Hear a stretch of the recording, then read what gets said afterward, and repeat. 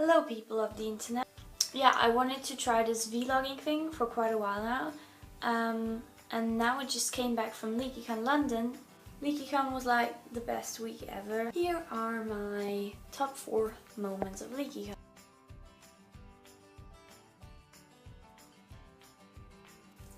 Okay, so my first moment was actually not at LeakyCon, but outside when we were queuing for registration. We waited for about 1.5 hours, but people had guitars and we were singing StarKids songs. And so there was this woman behind us and she was Danish. I believe her name was Sandra. So Sandra, if you're watching this, we totally owe you.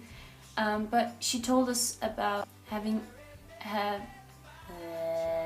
she said that she had seen Daniel Radcliffe in the Cripple of Inishmaan. At that day, she would try to get his signature. And so we thought, well, we really want that signature too. So we skipped the opening ceremony and the first rock concert. We got to the theater and we were the first ones to arrive. We bought tickets for the next day and we actually got really nice seats. And there was this woman with her daughter who came up to us and said, "Are you waiting for Daniel Radcliffe?" And we were like, "Yeah." And she was like, "To go in or come out after the show?" And we were like, "To come out after the show." And she was like, "So you're waiting for Daniel Radcliffe for 5 hours? You're mental."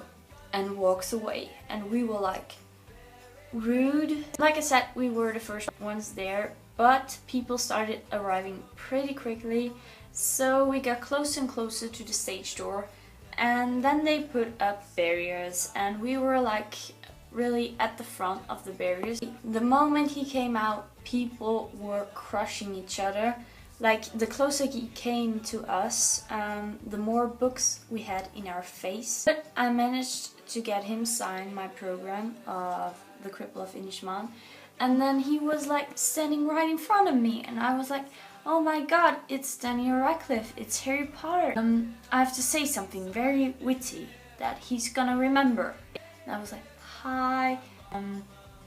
Basically, that was meeting Harry Potter.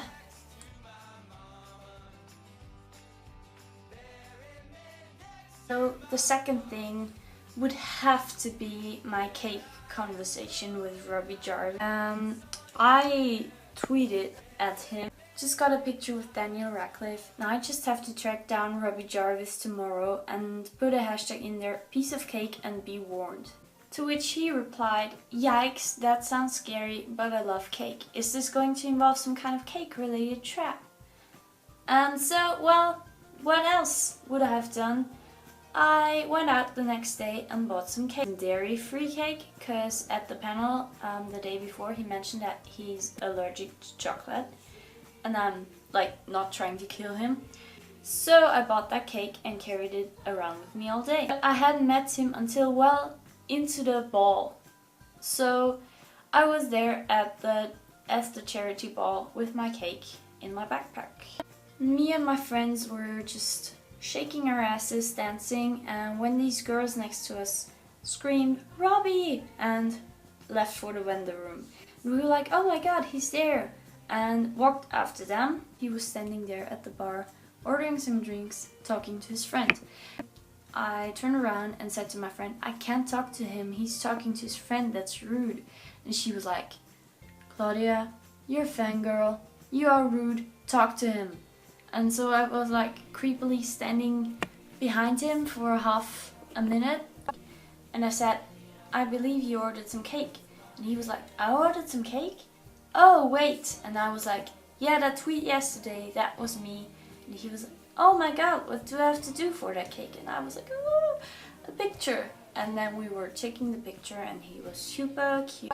And we were taking the picture and I say, "And there's no chocolate in it because I'm not trying to kill you." And he was like, "Oh, you know me better than half of the girls I've dated." Trying not to hyperventilate.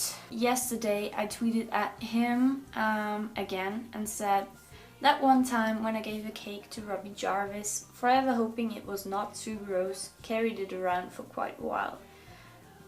To which he replied something like, "I didn't thank you enough for this, we hadn't really eaten to this point." and blah blah blah, and you can read the whole conversation on my Twitter because it would be like creepy spelling it out right now, but it's a very cute conversation, I think. And there are 2 Harry Potter references in there. A wedding is scheduled for June, everybody. You're all invited.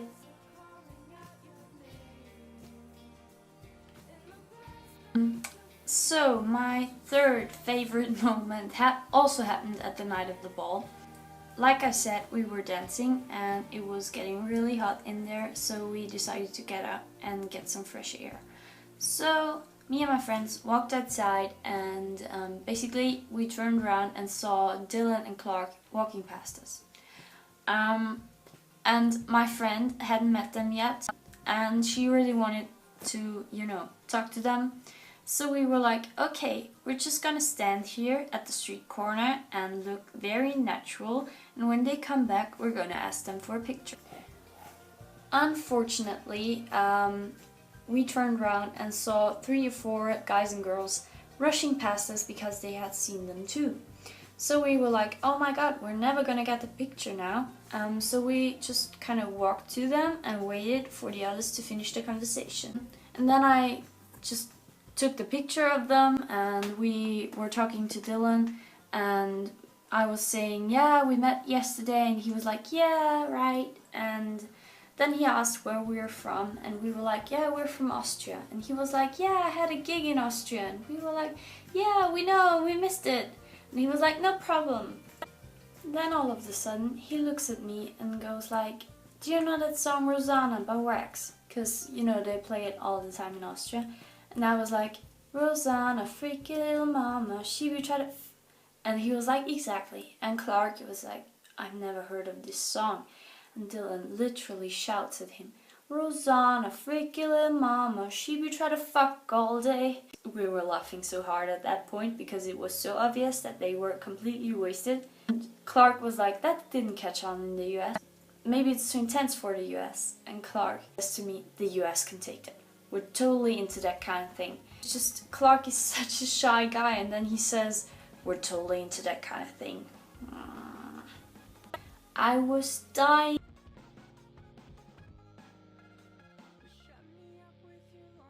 The fourth thing also happened at the ball. Like everyone knows, the last song is Total Eclipse of the Heart, and I still can listen to that song without starting to cry. Thank you, LeakyCon. Anyway, Joe Walker and Robbie Jarvis were on stage and were discussing something, and soon enough we knew what they wanted to do. So everybody was rushing forward to the stage, and sure enough, Robbie lied down on the crowd and went crowd surfing. And my place couldn't have been any more perfect, if that makes sense grammatically. I can tell you, he has a very nice ass. So that's all I'm going to say about that. But it was just brilliant, and seeing everyone singing along to Total Eclipse of the Heart.